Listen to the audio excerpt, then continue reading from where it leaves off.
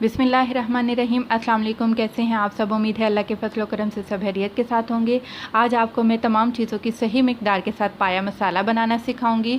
तो पाया मसाला बनाने के लिए सबसे पहले मैं 1 टेबल स्पून भर कर यहाँ पर नमक लूँगी, 1 टेबल स्पून लाल मिर्च का पाउडर,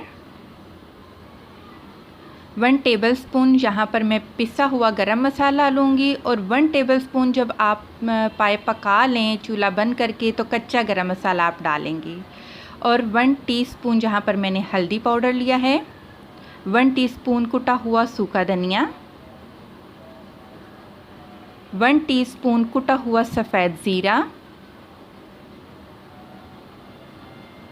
1 टीस्पून यहाँ पर मैं लहसुन और अदरक का पाउडर लूँगी। अगर आपके पास अवेलेबल नहीं है तो आप फ्रेश अदरक लहसुन पीस कर भी जब आप पाए बनाएं तो शामिल कर सकते हैं।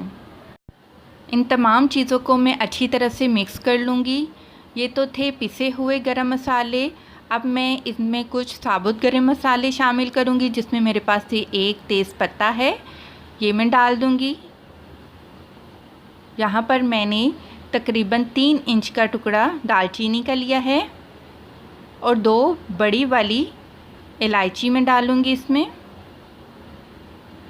ज़बरदस्त किस्म का पाया मसाला रेडी है। ये अमाउंट एक बड़े पाए के लिए है या फिर 6 छोटे पाए के लिए।